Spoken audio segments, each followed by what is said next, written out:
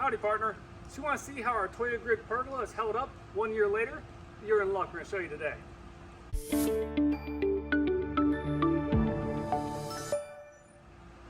Today, we're going to show you how our Toja Grid Pergola system held up after 1 year.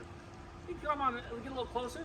We set up this Toja Grid Pergola a year ago and did a video on how to make it. And we walked it through step by step by step. And at the time, I had never used the Toja Grid system, so I'm really curious as to how it held up. Well, it has held up really, really well. We stained all this, the stains held up. We went ahead and installed lights, they've been great. Everything's been good there. But the most impressive of all is the extra Toja Grid. Now, I'm not an influencer for them.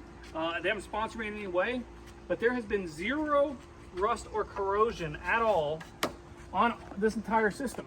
You can see all the parts. There's a little chalk on there for my kids. But other than the chalk, it has held up really, really, really well. Now we did their rafter system. We put up here. I expect a little bit of rust. We've got a very humid climate here, and there has been no rust. Now the only thing I will say is if you zoom in, you see we've got these screw covers. When we first put these on, they're rubber, they were falling off. So I just took a dab of super glue and put a dab on the top of every single one of those rubber screw covers, and that's fixed it. So that was the only issue we had, and that was easily fixed. Overall, the system is really, really sturdy. It's easy to work with, and it's done really well. I know there's a lot of videos out there on the Toja Grid now, but not all of them show how it holds up in the weather. And I'll tell you, I'm impressed. Powder coated, did a really nice job.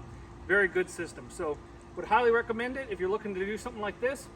If you like this video or you want to check out any of our other outdoor kitchen series, go to the bottom right, hit the subscribe button. Also likes and comments. I really appreciate everybody. Thanks a lot, and remember all these projects, if I can do it, you can too.